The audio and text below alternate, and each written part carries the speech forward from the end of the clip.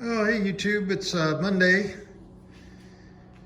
and wrapping up nicely on this CJ2A project. Still several weeks out here just to wrap up all of the final details, but I'm going to show you how she looks. Got the windshield all cleaned up, and got the hood all cleaned up, got the new hinge on there, new wood blocks, and working on the replacement ring and pinion for the rear axle. As I've stated, the other one was just worn beyond repair. So here's the new one. Already got the new ring here and new pinion over here. Actually came with the new castle nut and washer and a little cotter key. It was kind of cool. And kind of glad that we did that, because on initial inspection I did not notice. Let's see if I can find the gear tooth here. You can see that gear tooth has a pretty good chip out of it, and obviously that wouldn't have lasted much longer. So got the new ring, and as you see, these are brand new bolts holding for the ring gear. And if you look at the original bolt that came off, you'll see around it's smooth on the shoulder of the bolt. Well, these new replacements actually are the new style, which actually have the ribbed. And so when you torque those down to the 50 foot-pounds, it actually, I guess, bites into the metal and prevents them from coming out. Now, new gears in the newer cars, you know, they use a specified torque and they use those bolts. And then with the red Loctite, there's no reason to use these little locking tabs on there. A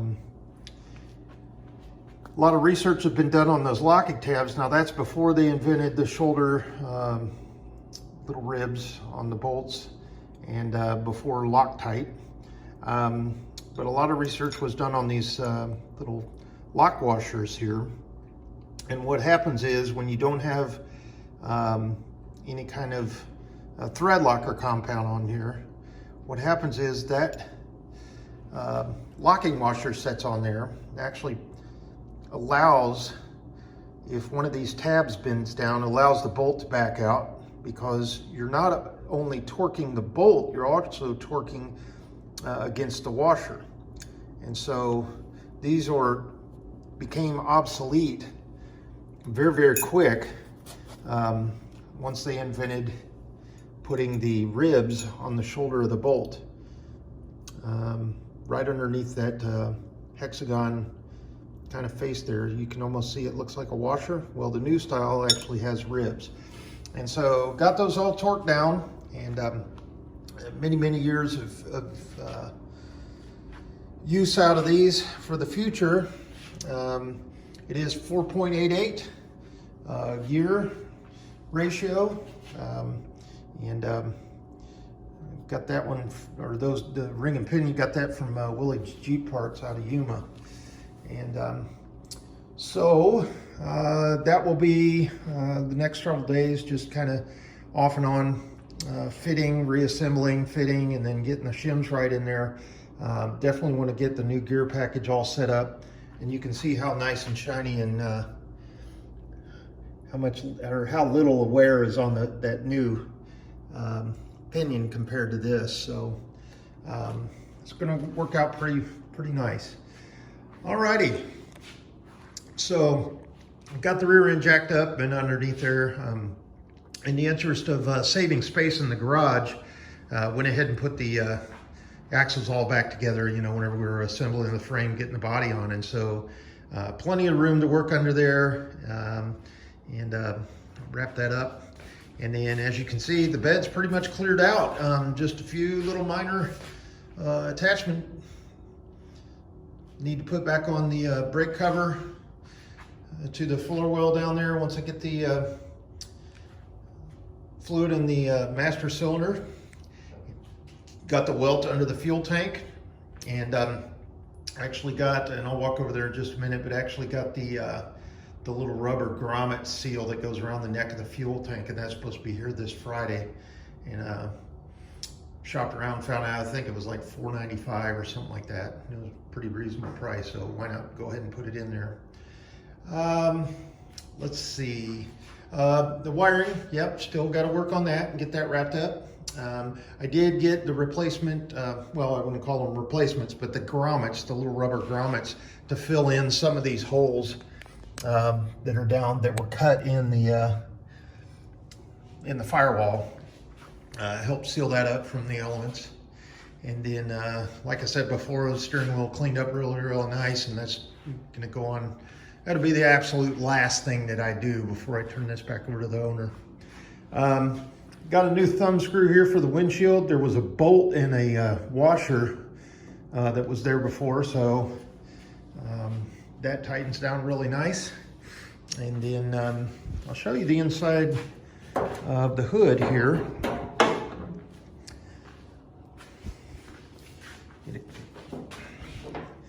These are absolutely wonderful. That just really looks real nice.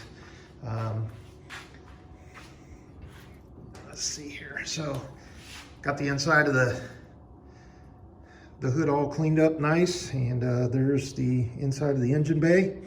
And I will tell you, that hinge worked absolutely perfect. Got that welded on and laid it on there, and lined it up with the old hinge. And when I tacked it on there, did a test fit, and it fit absolutely perfect.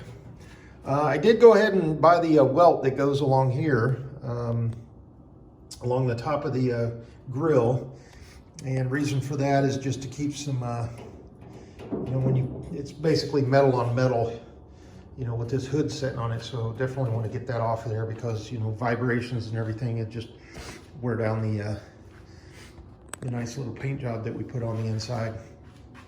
Let's see here, what else we got going on. Yeah, so she's I remember back in August of what the garage looked like out here. It just had parts all over, and all of the filth and the grime that were getting off of that frame, and had the engine on the engine stand over here. And now just a few minor parts over here. I actually found, and there was a Folgers can that had some old screwdriver and a spring in there, but I actually found the little clamps, brackets that, actually found the thumb screw that had broken off for the windshield on the passenger side. But found the little brackets that would attach to hold the, I think it wasn't the axe handle, I think it was a longer handle or something here, or you could put the, you know, a rifle container there for a firearm or whatever. So that was kind of cool, found that. I did not get a replacement thumb screw for the passenger side. I could not find a source for that. Even as simple as that I just couldn't find it. And then I got the new windshield frame to Cowl seal. And as you can see, I still need to trim it, and I still need to get a couple of the screws for the sides. Pretty much, I think there's one that goes here, and then there's one that goes right there on that angle. And then once you do that, you trim it off, and then it'll set real nice on there. But I will share, when I was cleaning up the windshield frame, and when they did the sanding on this, or the grinding or whatever, you can see someone actually got after that metal and they hit the glass. And you can almost feel it with your fingernail. You know, I don't know if they were sanding it. Oh, that's actually on the back side, and this is on the front side here. But it's all the way around just on the passenger side. And then there's a pretty good chip here that I could not get out with any kind of rubbing compound or anything like that. So A little bit of corrosion there. Other than that, usually it's really, really corroded down in there. It's not too bad. I did use pretty good primer down in there to keep you know, the rust from getting out of hand. But that's where these usually rust out, right down in there, because all the moisture, you know, obviously without a top on it, just falls right in there. So there's where she sits. I did discover there was a hole on the fender here. Now, I don't know if somebody drilled that to make this into a military looking Jeep or what have you, but and put like a, I don't know what they call that, but the little ring that you would put numbers or a flag in or something like that, because it's only on the passenger side. There's not one over here on the driver's side at all. So not real sure what that one little hole is for, but I didn't plug it up. I just went ahead and left it as is. And then I do have a passenger side mirror coming. It is a reproduction, but it is the, I think they're 4-inch round, and it actually comes with the mounting brackets and the hardware to go similar to this one. And I think the reproduction one actually has the sliding, so may, well, probably put it on the passenger side, but if it looks like it's much more easier to be adjusted, it'll probably come over here, and then I'll take this one off and put it on the passenger side. But, oh, and I still need to get up underneath there. Everything remaining other than the finishing up the wiring there and the bleed number brakes, and then just adjustments here and there, is I still got to run the wiring and actually attach those. So that's underneath the vehicle, and while I'm under there working on the rear end, got the axles pulled out, but I'll put those clamps down for the wiring. And then I think there's one that actually holds the fuel line up there, and then attach that to the fuel tank there. And so there's where she sits, and you know, this is going to be a short video, but just want to give you a look at what she looks with the hood on. The hood has turned out really, really nice. I mean, it's in absolutely outstanding shape. There is a couple of places I will share. I believe it's, yeah, like right in here, there's a pretty good dent. And actually, it was rust. And then on the other side, pretty much in an identical spot, right there, there's a pretty good dent. And I don't know if the windshield fell down or whatever. If you remember, I don't think I still have it, but the blocks were basically 2x2s, and then you know, the windshield was laying down on the hood, so that probably, you know, pretty much where that bolt is lines up, as well as over here, lines up exactly where those dents are on that hood. So, but give you a better look at that hinge. You can see, whoops, you can see how well that lined up. Now, the original hinge actually sat just a little bit further inside, but this one comes, I think it was like maybe a 1/16, not even an 1/8 of an inch further back. There's a hat channel, and then the flat piece of the hinge that you actually weld onto your sheet metal here hits right up against that hat channel. Now, you could, I guess, shave it down, but the problem with that is now you've got your pivot points for your hinge rubbing along your sheet metal there.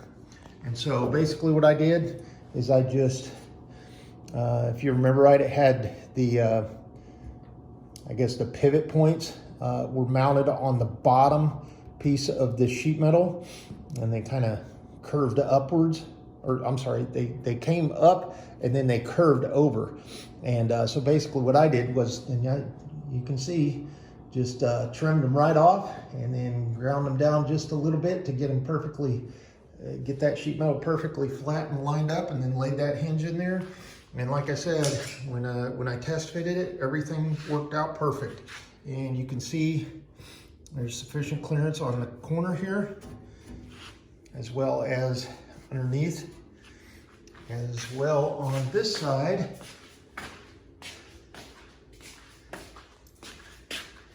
The exact amount of clearance that's on the driver's side. So there we go. Now I'm not sure if there's supposed to be a piece of weather stripping that's supposed to go there. I don't think there is. Reason is the rain was supposed to roll down and then hit that rain channel and then run down outside over here. So it's back to original how it was. And like I said, that hinge or that hood just really cleaned out. If any of you are ever at a car show and you see these stamps in a hood or any sheet metal, you'll know that the person who did the restoration took their time on the detail, because they will have cleaned all the crud out in between the lettering of the stamps and before they lay their paint on it. So whoever picks this Jeep up, I spent a lot of time actually getting in there and cleaning all that crud out, 5-6 layers of paint and primer and everything out of the Willys stamps there. So, and I did that both on the windshield and on both sides of the hood, and then on the tailgate back here. And even though there's, you know, they mounted the spare tire carrier back here and the fuel container, still spent a lot of time. And like I said before, I did straighten up that tailgate. It's just once you mount a spare tire on it and you put a heavy fuel can on there, it's more than likely going to work just as bad as it was before. And you can see up underneath there, there's the tools of the trade. Got it all, just a few bolts for the cover and stuff. And then I got the battery on the charger, and like I said, it's still holding a charge, 13.3. And yeah, that's where we go. I did order the alternator bracket. That's supposed to be here, I believe, Wednesday. And then one of the issues I ran into is the replacement switch that I got is a 4-post. And so I went to Walks 4-wheel drive out of Pennsylvania, I believe, right outside of Philadelphia, and I got the 3-post one. So it'll go back original versus this. I think this is made by Dorman or something like that. So not a big loss there.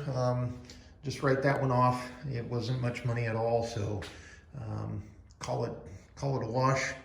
And as you can see, without trimming the sides of that cowl seal, it doesn't sit down nice and tight. And then I'll still need to adjust where these clamp down. I'll need to raise this up or down just to make sure that these clamp down real nice and firm and secure.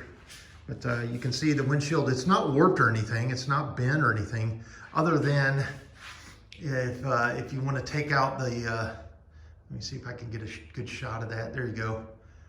If you want to take out the windshield from the frame, or the glass panel frame from the windshield frame, you basically tilt it out and then you slide it one way or another. I didn't bother to do that just because of the time and effort to do that, and then not knowing if I could get it in or back out, or out or back in.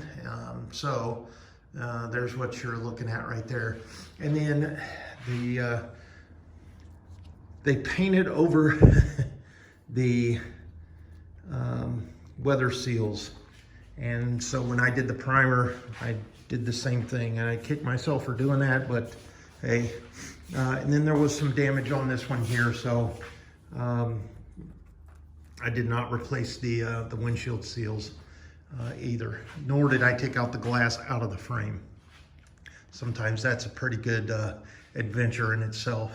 Now this particular model, I think it had a hand crank windshield wiper, or you can see the windshield wiper mounted holes there, and then also on the passenger side. So I'm not sure if it had a vacuum driven, or I think it was probably a hand one that connected both the driver's side and the passenger, and then you just reach up there and you can manually do it. But there's the holes are there for it.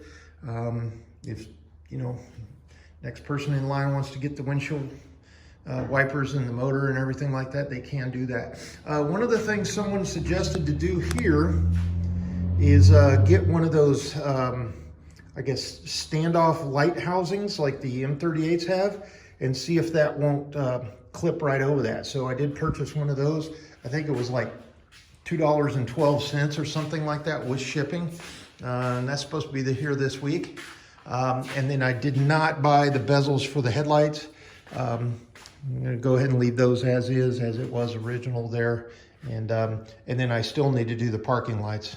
Figure out how to get those soldered on. And then as you see the blue tape there, yes, as in every video this week and last week, I still got to do the field alignment. That'll be one of the latter things in the final adjustments that I do. But there we go, 20 minutes, and just want to give you a shot of it. It looks how it's going to roll. Just need to get a few minor things done, and remainder of this week, and then on into January, we'll start doing the final tweaks and turns and see if she'll fire up for us. So thanks a lot for watching. I appreciate it. Y'all have a good week, and if I don't talk to you before, have a wonderful Merry Christmas and New Year's. All right, bye.